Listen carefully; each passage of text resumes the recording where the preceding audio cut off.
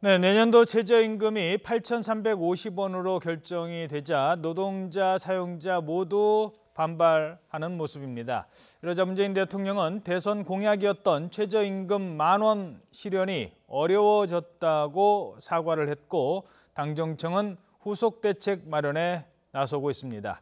추은호 YTN 해설위원, 김만흠 한국정치아카데미 원장과 함께 정치권 주요 이슈 살펴봅니다. 안녕하십니까? 네, 안녕하세요. 예. 이상과 현실이라는 말이 있죠. 아무리 훌륭한 이상이라 하더라도 현실적으로 그게 어려움에 봉착을 한다면 더 부작용이 생기기 전에 수정을 하는 게 그것도 지도자의 덕목일 것입니다. 지금 그런 상황까지 온 건가요? 그런데 지금 최저임금을 둘러싼 논란은 서로 다른 방향에서 두 가지 쟁점이 맞물려 있습니다. 하나는 내년에 지금 8,350원으로 확정된 것에 대해서 소상공의 종사, 자영업에 종사한 또 편의점 종사한 사람을 중심으로 높게 올랐다라는 그것에 대한 문제 제기가 있고요. 네. 지금 문재인 대통령이 공약 못 지킨 것에 대한 사과 내용은 다른 맥락입니다. 현재 8,350원 속도로 한다고 하더라도 2020년까지는 이 속도라면은 10,000원을 채우기가 어렵다. 한쪽은 현재 8,350원을 내는 정한 것 자체가 너무 높다고 불만을 제기하는 쪽이 있는 반면에 사용자 측은 그렇고요. 예, 사용자 측 중에 소상공인이라든가 예. 편의점 하는 규모 쪽이고요. 반면에 문재인 대통령은 이렇게 올린다고 하더라도 2020년까지는 10,000원 채울 수 없다라고 하는 거니까 지금 초점이 다른 두 차원의 논란이 되고 있다고 볼 수 있겠습니다. 예. 지금 질문하신 약속에 대한 문제는 공약 못 지키기 어떤 배경이냐라고 보자면은 이거는 지금 청와대에서 어떤 입장인가 분명치 않습니다. 2020년까지 10,000원 못 지킨 것이 된 것이 애초에 무리한 공약이었느냐, 아니면 이후에 상황이 변동이 됐느냐, 경제 상황이 그러느냐, 아니면은 10,000원 올리더라도 이 문제에 따른 부작용들, 임대료라든가 다른 부분을 보완하려고 했는데 거기에 대한 보완적인 정책이 지켜지지 못하고 있기 때문에 최저임금도 약속된 그 인상을 못 지키겠다, 그런 건지 분명치는 않습니다. 그래서 예. 이후에 아마 논란 과정 속에서 이 문제가 청와대 입장이 정리될 걸로 보입니다. 물론 추미애 지금 당 대표는 다른 부분에 대한 부작용들이 해소가 안 되고 있기 때문에 문제가 있다 이렇게 얘기는 합니다만은 예. 청와대 입장은 어느 건지는 분명치는 않습니다. 예. 최저임금은 사실 많은 사람들의 그동안 공약이기도 했고 지난 그렇습니다. 대선 때도 논란이 되기도 했었죠. 지난 대선 때 5명의 후보들 가운데 최저임금 모두 10,000원 공약은 모두 10,000원 공약은 했습니다. 그렇지만 이제 문재인 대통령, 유승민 당시 후보, 심상정 후보 3명은 2020년까지 10,000원을 달성하겠다라는 것이 세 후보의 공통적인 공약이었고요. 예. 그리고 홍준표, 안철수 후보 경우에는 자신의 임기 내, 그러니까 2023년까지 10,000원을 달성을 하겠다라고 공약을 했었습니다. 시기의 차이가 있는 거죠. 만약에 2020년에까지 그 최저임금 10,000원을 달성하려고 했다면 당시 2016년도 최저임금이 6,040원이었습니다. 대략 15% 넘게 5년 동안 계속 인상을 해야지, 그 3년 동안 해야지 2020년에 달성이 됐던 것이고요. 예. 2023년까지 되려고 그러면은 당시 그 기준에서 한 8% 정도 했으면은 2023년이면은 10,000원이 됐을 겁니다. 하지만은 그 올해 최저임금위원회는 그 만약에 10%대에서 인상을 했는데 내년에 그 다시 한번 2020년 목표를 하려면 내년은 19.7%를 인상을 해야 되거든요. 그 수치를 현실적으로 달성하기 어렵기 때문에 문재인 대통령은 그렇게 공약을 못 지킨 것에 대해서 사과를 했고 빠른 시일 내에 지키겠다고 약속을 했죠. 그것은 예. 제가 보기에는 2021년을 염두에 둔 것이 아닌가 이런 생각이 듭니다. 그러니까 최저임금 문제가 갑과 을의 문제인 줄 알았는데 막상 실행을 앞두고 봤더니 이게 갑을 문제가 아니라 을과 갑을 병정의 문제였던 거예요. 을과 병. 그러니까 사장님도 사실 뭐 소상공인이 엄청난 부자 아니지 않습니까? 그분들도 겨우겨우 살아가시는 분이라서 그러다 보니까 지금 이 공약 자체가 잘 된 거냐라는 본질적인 문제가 그래서 나오는 거잖아요. 네, 앞서 그 얘기가 나왔지만요. 그래서 이번에 최저임금위원회에서 논의가 되다가 정리가 돼버렸습니다만은 업종별로 최저임금의 기준을 좀 달리 정하도록 탄력적으로 하자라고 했었는데 그것은 좀 통과가 안 돼가지고 지금 단일한 우리가 최저임금 제도를 하고 있죠. 예. 제가 앞서 말씀드렸었지만 여기 상황에 대한 진단들이 조금 다릅니다. 왜 이게 좀 무리가 되고 있느냐? 앞서 추미애 대표 얘기를 했습니다만은 임대료 관련 부분이라든가 다른 보완책들이 돼 있다면은 최저임금을 그 방향대로 올리는 게 맞다라는 얘기인데 지금 임대료 관련 법을 이번에 9월 달까지는 지금 국회에서 후속 조치를 한다고 하는데 현 상황을 역전시킬 수는 있느냐? 예. 이건 좀 논란이 있습니다. 만약 현재 임대료가 문제인데 그럼 이걸 오히려 내릴 수 있느냐? 그 조치는 어렵단 말이죠. 예. 현 속도 그대로 둔다고 하더라도 지금 환경이 어려운데 이거 어떻게 볼 것인지 일부는 너무 이것만 믿고 과다하게 프랜차이즈업을 넓혔던 여러 가지 논의가 나오는데 여기에 대한 논의는 좀 충분히 있어 보이는데 야당의 입장들은 좀 정부가 무리하게 추진하고 있다. 뭐 이런 견해 같습니다. 예. 자, 그럼 여기서 어제 대통령의 그 관련된 사과를 잠시 듣고 여야의 움직임도 살펴보도록 하겠습니다. 어제 대통령의 발언입니다. 2020년까지 최저임금 1만 원을 이룬다는 목표는 사실상 어려워졌습니다. 결과적으로 대선 공약을 지키지 못하게 된 것을 사과드립니다. 자, 그러면은 2020년까지는 못하지만 임기 안에는 할 수 있다라는 얘기인가요? 임기 안에는 아마 그 자연스럽게 진행이 될 겁니다. 지금까지의 속도를 봐서는. 그래서 그 문재인 대통령 그 시기는 못 박지 않았지만은 2021년을 염두에 둔 것이라고 생각이 되고요. 문재인 대통령은 어제 이제 사과에서는 경제 상황, 경기가 후퇴하는 상황에서 약속을 지키지 못한 속도를 조절할 수밖에 없는 것에 대해서 공약한 부분들을 지키지 못하고 지지층에 대한 미안함을 이렇게 표시한 것이지만은 하지만은 소득주도 성장 그리고 최저임금이 계속 많이 올라야 된다라고 하는 그런 신념 그런 정책의 변화는 없을 것이다라는 부분들이 상당히 뉘앙스가 담겨 있다. 저는 개인적으로 그렇게 읽었습니다. 예. 자, 그럼 여기에 이 같은 논란에 대해서 각 당의 입장도 한번 들어보죠. 각 당의 입장 함께 들어보시겠습니다. 더불어민주당은 소상공인들을 위해 카드 수수료 제도 보완과 9월 정기국회에서 상가 임대차 보호법 개정안 등 민생 입법 처리에 최우선적으로 매진할 것입니다. 근로자유원, 사용자유원, 공익유원 3자의 정상 합의로 적정 수준의 최저임금을 다시 결정해 주실 것을 요청합니다. 역사상 유례가 없는 이런 급격한 최저임금 인상의 영향은 후속 입법으로도 정부 재정으로도 상쇄할 수 없습니다. 소상공인과 저소득층 근로자가 벼랑 끝에 내몰렸습니다. 정부의 일방 통행식 정책 결정에 피해는 고스란히 국민들 몫입니다. 정부와 여당은 속도 조절만 말할 것이 아니라 자영업자들의 지불 능력을 높이기 위한 정부 정책을 내놓고 국민에 대한 약속을 지켜야 합니다.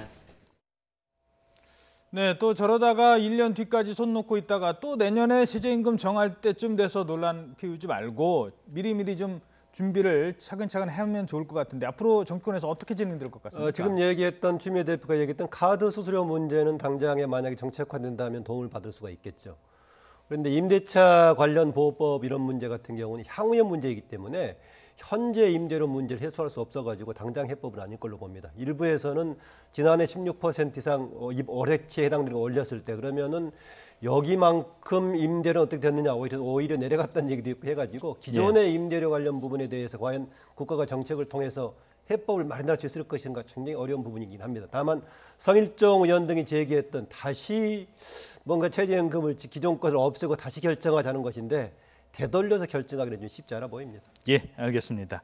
자, 국회 현안도 살펴보도록 하겠습니다. 어제 16개 상임위원장이 선출이 됐죠. 20대 국회 후반기 원구성이 사실상 완료가 됐습니다. 저희들이 그래픽으로 준비를 하겠습니다만 그런데 원래 상임위원장 임기는 2년 아닌가요? 상임위원장 임기는 우리 국회법 40조와 41조에 어떻게 되어 있냐면은 상임위원장은 상임위원과 임기가 같도록 되어 있습니다. 상임위원은 2년이기 때문에 2년이 원칙인 거죠. 하지만 예외 조항이 또 있습니다. 본인이 사직하고자 할 때는 의장에게 허가를 받거나 그 본회의 허가를 승인을 받거나 아니면은 의장이 허가를 하면 되도록 되어 있습니다. 그렇기 때문에 상임위원 2년이 원칙이지만은 어제 이렇게 보니까 서로 각 당 모두 그 1년씩 쪼개기가 굉장히 많습니다. 1년씩 막도록 나눠 갖기로 한 것이 18개 상임위 특위 가운데 8개 상임위가 그렇게 됐고요. 또 운영위원장은 원내대표가 바뀌면 또 당연히 바뀌는 거거든요. 그러니까 18개 상임위 가운데 9개 상임위 특위가 임기가 1년 정도다라고 보시면 될 것 같습니다. 왜 쪼개는 걸까요? 누구를 위해서 쪼개는 겁니까? 한 사람이 하고자 하는 사람은 많은데 자리는 하나밖에 없기 예. 때문에 조금씩 늘어서 하는 건데요. 저는 이게 크게 문제는 되지 않는다고 봅니다. 만약에 지금 상임위원은 임기가 2년이고 그다음에 상임위원장도 상임위원 임기가 같이 한다라고 했었는데 상임위원이 해당이 있을 때 나눠서 한다는 것이 만약에 국민을 대표하는 국회의 기능을 왜곡시킨다면은 문제가 있겠지만은 저는 그 자체는 문제가 안 되는 것이니까 1년씩 나눠 사는 것도 문제가 안 된다라고 봅니다. 다만 너무 서로 주고받기로 나눠 먹는 거 아니라는 것인데 일정하게는 같은 다성급이 그 포진하고 있다면 한 사람만 계속해서 2년 하는 것이 아니라 돌아가면서 하는 것도 문제는 없지 않다는 생각을 합니다. 예. 네, 좀 문제 있다고 보십니까? 아니, 그러니까 뭐 어떤 문제가 있어서 말씀드린 건 아닌데 네. 처음 시작부터 우리가 반반씩 나눠 갖겠다고 하는데 네. 상임위를 우리 정당으로 가지고 올 때는 그렇게 치열하게 싸우다가 같은 정당 안에서는 이제 우리끼리 나눠 먹는다는 얘기를 뭐 자연스럽게 하니까 네. 국민들 입장에서는 상임위원장이 그렇게 별로 중요하지 않다면 뭐 내가 해도 되고 다른 사람이 해도 된다면 중요하니까 나눠 먹는다고 봐야겠죠. 예. 당장 뭐 요새 문제가 되고 있는 특수활동비 같은 경우도 상임위원장은 최소한 기본적으로 월 600만 원이 보장이 되는 것이니까 예. 하고요. 또 다른 정책적인 결정을 할 때도 상임위원장의 역할이 크죠. 지역구 사업의 경우도 본인 관련 지역구의 경우에는 상임위원장 역할이 크기니까 입법 정책 과정에서 본인의 기득권을 많이 관철시킬 수 있고 조금 전에 말씀드렸다시피 최소한 기본적으로 상임위원장 특수활동비 월 600도 보장이 되는 것이니까 예. 아주 현실적인 답변이시네요. 중요한 자리니까 한 예. 사람이 독식하게 골라다니까 나눠 먹는다라고 볼 수 있겠습니다. 예. 그렇지만 약속이 안 지켜지는 경우도 있습니다. 예, 잠시만요. 죄송합니다. 지금 막 하나 속보가 하나 들어왔는데 이건 꼭 지금 전해드려야 될 것 같습니다. 박근혜 전 대통령의 2심은 생중계가 허용될 것 같다고 합니다. 박근혜 전 대통령의 그 선고 생중계와 관련해서 1심은 생중계를 허용하지 않았는데요. 재판부는 공공의 이익 등 여러 사정을 고려해서 다수 언론사의 신청을 받아들여서 생중계를 허가하기로 했다고 합니다. 자, 뭐 하지만 구체적인 방법에 있어서는 법정 질서 유지를 고려해서 뭐 그 외에 몇 가지 4가지 정도의 영상을 송출하는 방법을 사용하기로 했다라고 하는데요. 이것까지는 다 말씀드릴 필요는 없을 것 같고 일단 생중계가 허용될 것 같다는 소식이 지금 막 들어와 있습니다. 말씀 중에 끝나서 죄송하고요. 예. 지난번에 이제 새누리당이 그 자유한국당으로 바뀌고 또 바른정당으로 이렇게 분열되는 과정에서 전반기에 약속했던 상임위원장 1년씩 나눠 먹기로 한 약속들이 그 당 소속이 바뀌니까 어긋나는 경우가 생겼죠. 예. 그래서 법사위원장도 당시 권성동 또 여상규 의원이 1년씩 나눠 갖기로 했는데 예. 당이 이렇게 바뀌다 보니까 권성동 위원장이 2년을 채우고 여상규 의원은 후반기에 이렇게 그 법사위원장을 맡기로 되는 조정되는 그런 일도 당이 생기거든요. 바뀌었을 때가 김영우 국방위원장 자리도 상당히 그때 복잡하게 그렇죠. 왔다 갔다 했었죠. 바른미래당 예. 약간. 예. 만약에 같은 당에 있으면 서로 간의 조정이 충분히 가능한데 그 기간 동안에 당이 바뀌어버리면 당 간 이해관계가 엇갈리면서 약속을 못 지키는 경우가 종종 발생할 수 있을 겁니다. 그 질문을 짧게 드려야겠네요. 상임위원장을 누가 하느냐에 따라서 그 법안이 통과되느냐 못하느냐 아주 현안이 있을 때는 그 위치가 큰 거잖아요. 굉장히 중요하죠. 상임위원장이 상임위를 가동을 안 시켜버리면 가동을 못할 수가 있죠. 물론 간사 등이 대응을 할 수가 있겠지만 상당 부분은 상임위원장 이른바 과거에 보이콧을 해버리면 운영이 안 되고 법안 자체가 지체가 돼버리기 때문에 예. 굉장히 어느 당 소속 누가 상임위원장을 맡느냐는 법안 진행 과정에도 중요한 변수가 됩니다. 알겠습니다. 자, 그런가 하면 국회 산림을 총괄하는 자리가 있습니다. 뭐 일반 국민들한테는 많이 알려져 있지 않은 자리일 수도 있지만 국회 사무총장이라는 자리가 있습니다. 국회의장이 있고요. 국회 실제 업무를 하는 사무총장이 있는데 어제 문희상 국회의장과 함께 일을 할 사무총장의 유인태 전 의원이 됐어요. 문희상, 유인태 이 두 사람의 인연이 아주 오래고 얘기거리가 많다고요. 그렇습니다. 그 문희상, 유인태 두 분은 그 노무현 정부 시절에 그 문희상 비서실장 그리고 유인태 정무수석으로 같이 손발을 맞췄었죠. 예. 두 분 다 별명이 있습니다. 그 문희상 의장 경우에는 뭐 여의도 포청천이라는 그 별명이 있지만은 유인태 수석 경우에는 엽기 수석이다. 라는 예. 그런 별명이 있습니다. 뭐 회의 때 졸다가도 꾸벅꾸벅 졸다가도 자신은 다 듣는다라면서 그런 그 제 질문을 옛날 한 적도 돌발 있었고요. 영상에도 한번 나온 적도 예, 있었습니다. 그럴 정도로 이제 어떻게 보면 격을 좀 파격적인 그런 행동을 취한 분들이었고 또 두 분 다 민주화 운동 학생 시절부터 민주화 운동을 했다라는 공통점이 있습니다. 예. 그 유인태 사무총장 경우에는 민청학령 사건으로 사형 선고를 받은 적도 있었고요. 그 문희상 의장 경우에는 80년도 DJ 그 동교동계로 합류하기는 했습니다만 학생 운동을 계속했기 때문에 유신 시절에 중앙정보부에 끌려가서 두 분이 이렇게 좀 고문을 당하고 맞다가 화장실에서 만났다. 뭐 이런 일화도 있을 정도입니다. 예. 두 분 다 어떻게 보면 의회주의자고 또 대화 타협을 존중하는 그런 분들이기 때문에 후반기 국회 운영에 굉장한 그 순탄하게 끌어나가는 힘이 될 것으로 기대가 됩니다. 인생사 뭐 세웅지마라고 합니다만 이 두 분에게도 실현의 시기가 있었습니다. 지난 20대 총선 공천 과정에서 두 사람 다 처음에는 탈락이 되는 그런 아픔을 겪었었죠.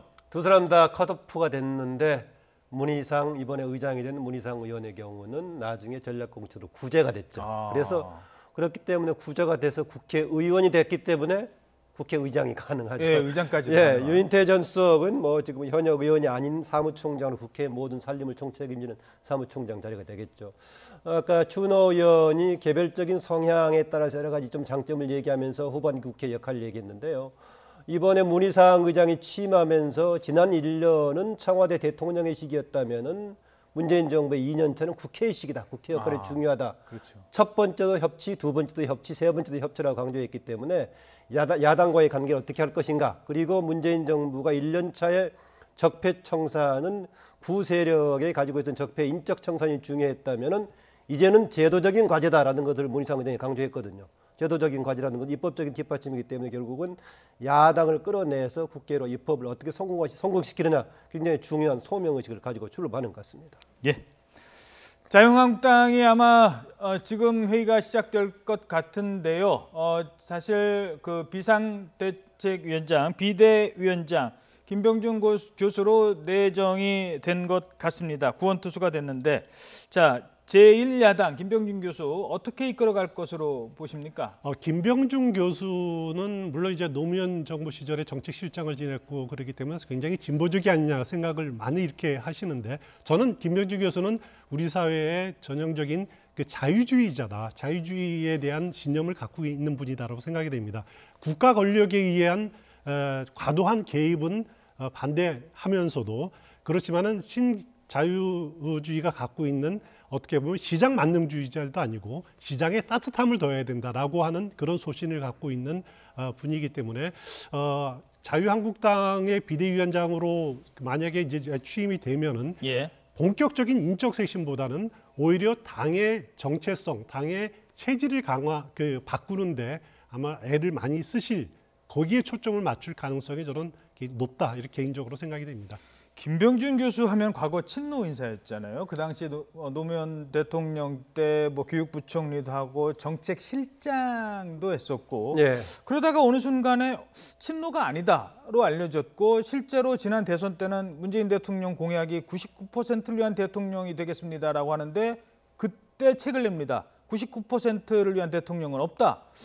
그 정치 역정이라고 할까요? 참 많은 얘기거리가 있을 것 같습니다. 예, 노무현 전 대통령 관계는 노무현 대통령이 초선 다음에 밖에 원외에 있을 때 지방자치실무연구소라는 것을 만들어서 가동을 시켰죠. 그때 그 중심이 바로 김병준 교수가 행정학을 하면 지방자치를 전공해서 끌어들였죠. 그 점에서 보자면은 친노의 그룹이 형성되는 중심에 있었다라고 볼 수 있겠습니다. 그러나 인적 네트워크로 보자면은 그렇게 공통점은 많지가 않은 고등학교라든가 대학교 인맥도 조금 다른 인맥이 있고 학생운동권 출신도 아니고 아마 그런 배경 속에서 이후에 노무현 정부 시기에 다른 그룹들하고 그렇게 어울리지는 못했지 않은가 생각이 듭니다. 비주류. 예, 그래가지고 교육부 장관도 단명했었죠. 13일 정도 하다가 당시 표절을 논란 때문에 그만두고 했었는데 지금은 문제가 많이 안 되는 논문 표절이 그때 또 문제가 처음 됐었고요. 그래서 이후에 논문 표절 문제가 나올 때마다 김병준 당시에 교육부총리한테 적용했던 기준을 적용한다면은 모든 사람이 다 걸린다라고 날 정도로 조금 무리해서 당시에 자기 표절 문제가 적용돼서 그만뒀었는데요.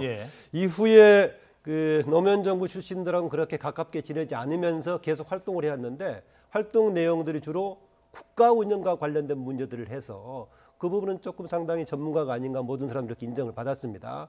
그런데 행보에서 조금 꼬였던 결정적인 게 박근혜 전 대통령 당시 대통령 시기에 총리 후보자를 당시 야당 쪽에서는 국회에서 결정하는 방안으로 한다면 뭔가 당시에 전국을 수습할 가능성이 있지 않았습니까?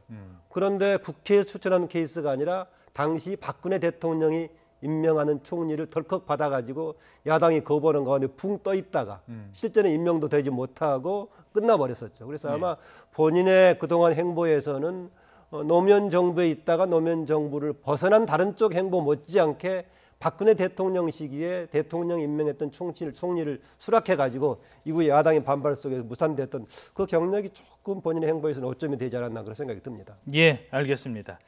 자, 뭐 길지 않은 시간이 남아 있습니다만 기무사 관련 논란도 좀 살펴보도록 하겠습니다. 문재인 대통령이 기무사 계엄령 검토 문건과 관련해서 당시 군 지휘부와 부대 사이에 오간 모든 문건을 제출하라고 지시했죠. 자, 김의겸 청와대 대변인 그리고 송영무 장관의 얘기를 직접 들어보시겠습니다. 문재인 대통령은 16일 기무사의 계엄령 문건과 관련해 국방부, 기무사와 각 부대 사이에 오고 간 모든 문서와 보고를 대통령에게 즉시 제출할 것을 지시했습니다. 각 부대 지휘관들에게 2017년 당시의 계엄령 관련 준비, 대기, 출동 명령 등 모든 문건 존재 여부를 확인하고 최단 시간 내에 제출할 것을 단호히 명령합니다. 자, 이 논란에서 핵심은 두 가지입니다. 첫 번째는 그 기무사의 문건이 단순한 도상 작전이었느냐 아니면은 실행을 염두에 둔 것이냐.